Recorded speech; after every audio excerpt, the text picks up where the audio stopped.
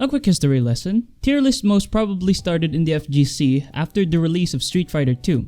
Fighters got assigned labels such as bottom tier, mid tier, high tier, you get the idea. Well, it caught on in recent years due to the popularity of character-based games. Games like Valorant, Apex Legends, Dota, League of Legends, etc. And it doesn't even need to be characters necessarily. It's been applied to in-game equipment, guns, food, convenience stores. You guys are fucking weird. Tier lists in general are meant to represent and group characters based on perceived strengths or value.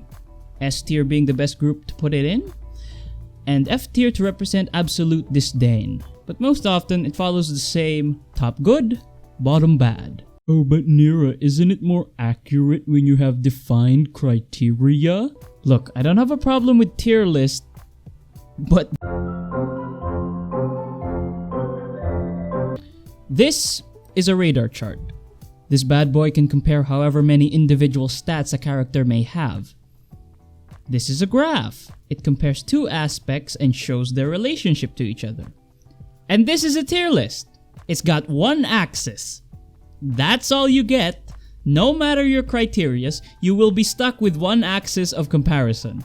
And the more criterias you have, the more chaotic your selection process becomes. Do you see the problem here? Yeah, but isn't this meant to represent agents relative to each other? Nope, you just created more problems. So you notice how this game has different classes and roles? Roles which are either contradictory or irrespective of each other. The duelists, the initiators, the controllers, and the sentinels. Now if I'm creating a tier list, and I found out, oh wow, the duelists really suck at stalling people. Does that mean I put Jet in F tier? If I was to create a tier list and found out that the initiators can't smoke anything, are they automatically F tier? No! The point is, you can't compare the characters with just one aspect, and yes, tier lists only have room for one fucking aspect every time, and expect good representation of the meta as a whole.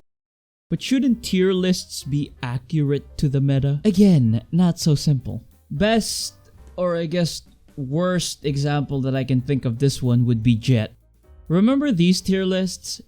Not much has been changed about Jet except for one Jet thing. is an extremely aggro agent that is just way too easy to deal with at a high level. Last and probably least, you guys guessed it, we have Jet. These were way back in beta to episode 1. And this is where Jet is according to the meta now.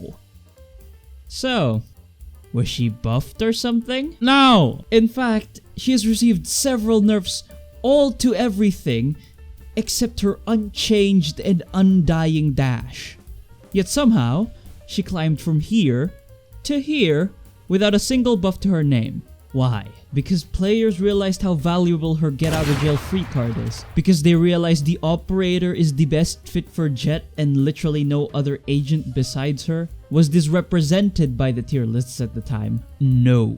And that's the problem. We have a game with a lot of agents, a lot of roles, a lot of maps, a lot of playstyles, and the combination of each variable makes everything a fucking chaotic mess. The way tier lists are made is to represent characters relative to each other by one single criteria.